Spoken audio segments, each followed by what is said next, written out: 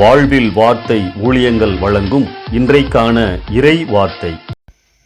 நம் ஆண்டவர் இயேசு கிறிஸ்துவின் இணையற்ற நாமத்தில் வாழ்த்துக்கள்.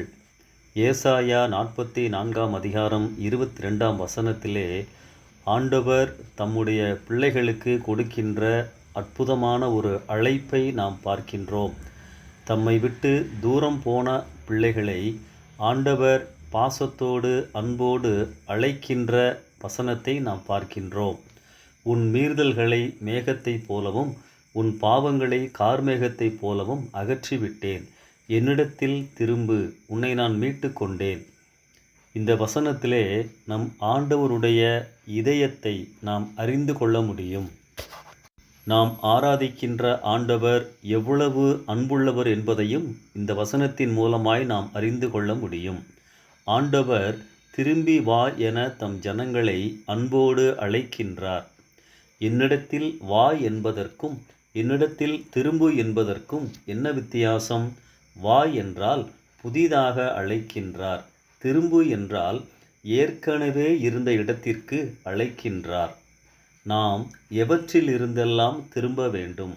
முதலாவது பாவ நிலையிலிருந்து நாம் திரும்ப வேண்டும். தம்மை விட்டு பின்வாங்கினவர்களை ஆண்டவர் அழைக்கின்றார்.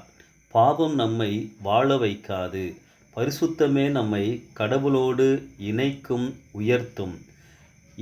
எந்த நிலையில் இருந்தாலும், அவருக்கு தூரமாய் இருந்தாலும், என்னிடத்தில் நீங்கள் திரும்பி வாருங்கள் என ஆண்டவர் அழைக்கின்றார். இரண்டாவதாக தோல்வியிலிருந்து திரும்ப வேண்டும். கானாவூர் கல்யாணத்தில் ஒரு தோல்வி வந்தபோது மரியாள் இயேசுவினிடத்தில் நம்பிக்கையோடு திரும்பினார்கள்.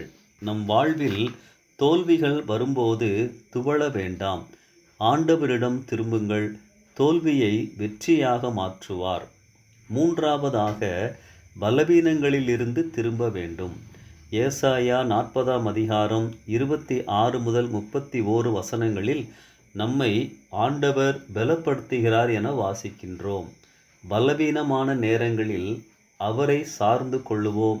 பலப்படுத்துவார், மீண்டும் ஓட வைப்பார், உயர நம்மை எழுப்புவார். அன்பானவர்களே, திரும்பி வா. அவரிடத்தில் திரும்பும்போது பாவத்திலிருந்து பரிசுத்தம், தோல்வியிலிருந்து வெற்றி, பலவீனத்திலிருந்து பலன். நம்மிடையே 2 தேர்ந்தெடுப்புகள்தான் உண்டு. கடவுளிடம் திரும்பலாம் அல்லது உலகத்திடம் திரும்பலாம். கடவுள் வாழ்க்கையையும் வெற்றியையும் சமாதானத்தையும் கொடுப்பார். உலகமோ ஏமாற்றத்தை கொடுக்கும். சரியானதை தெரிந்தெடுக்க ஆவியானவர் நம்மை நடத்துவாராக. இந்த சிந்தனையோடு இந்த நாளை ஆரம்பிப்போம். ஆமென்.